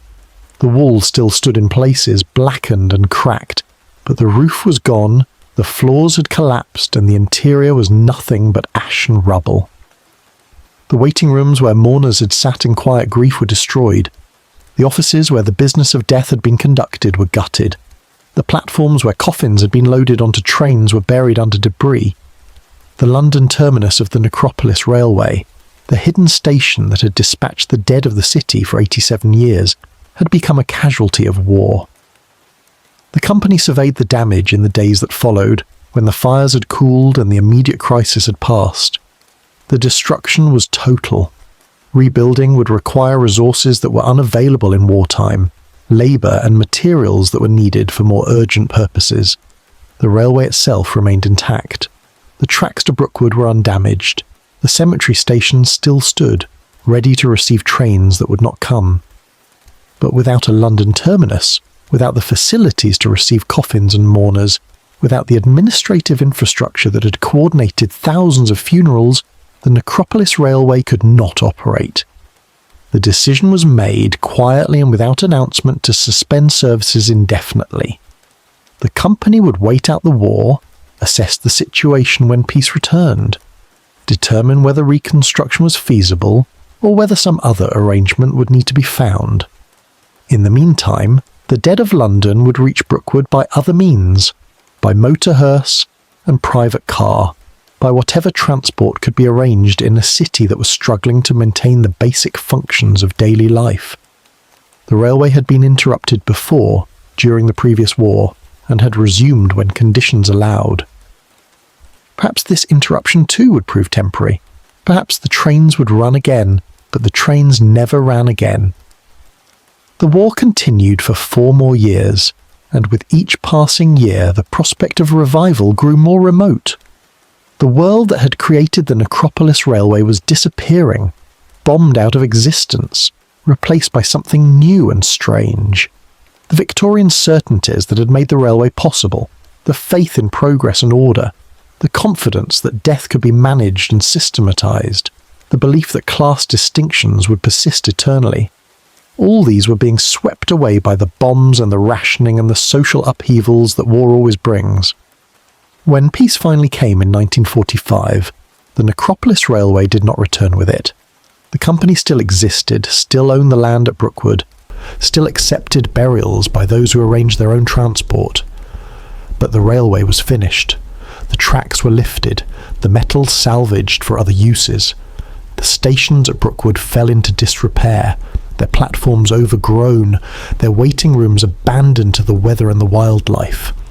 The London terminus, what remained of it, was eventually cleared away, the site redeveloped for purposes that had nothing to do with death.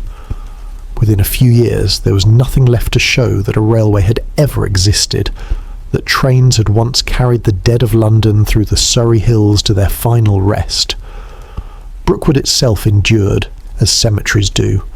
The grounds that had received more than 200,000 burials over nearly a century continued to receive visitors, if not new residents, at the rate the founders had envisioned.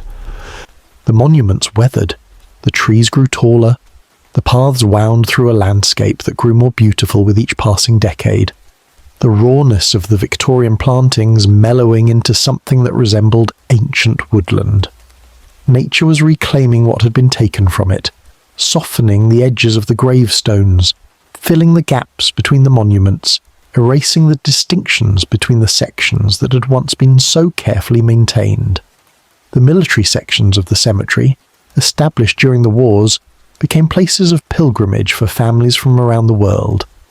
American soldiers lay in one corner, Canadians in another, soldiers from a dozen other nations scattered across grounds that had once been reserved for the civilian dead of London. These graves were maintained by international commissions, their headstones kept clean, their lawns kept trimmed, their memory kept alive in ways that the older graves, the Victorian and Edwardian dead, were not. The 20th century had brought new kinds of death to Brookwood and new kinds of remembrance.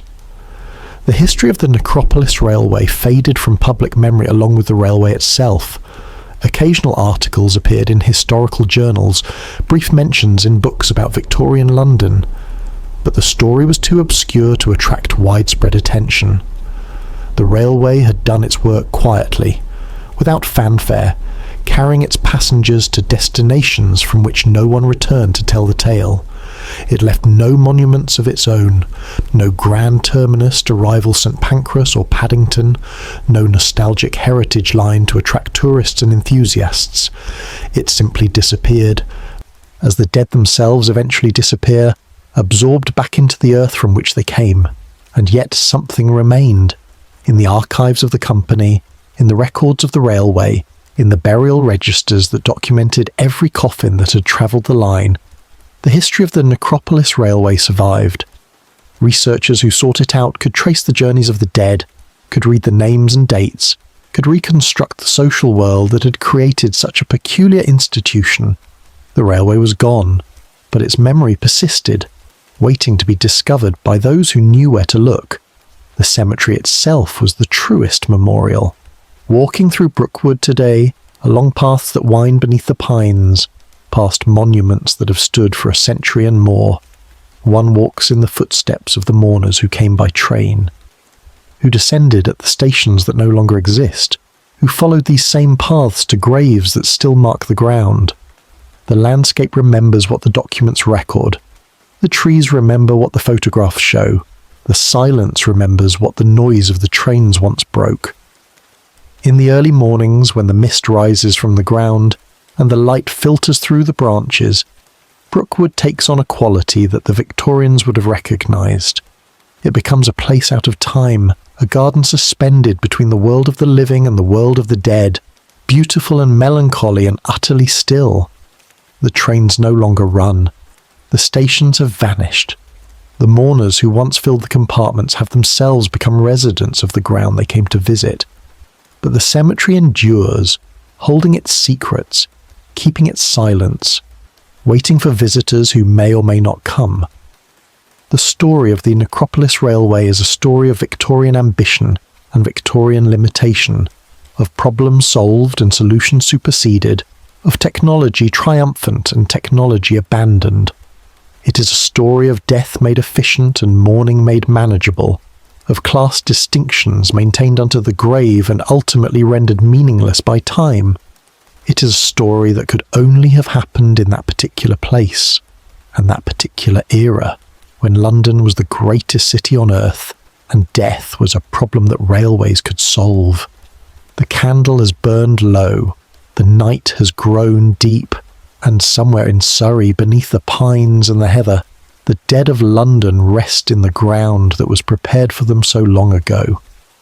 They came by train, in first class and third class, Anglican and nonconformist, rich and poor, distinguished and forgotten.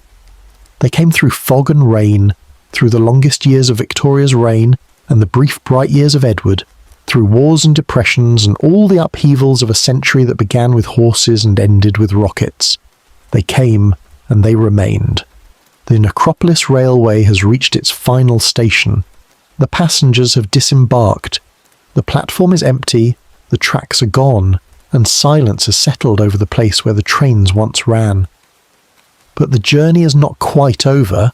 It never is. For as long as memory persists, as long as someone remembers to visit the graves and read the names and wonder about the lives that lie beneath the stones, the dead are not entirely departed. They wait in the ground, patient and still, listening for footsteps on the paths above, listening for the voices of the living who come to remember. The night is quiet now.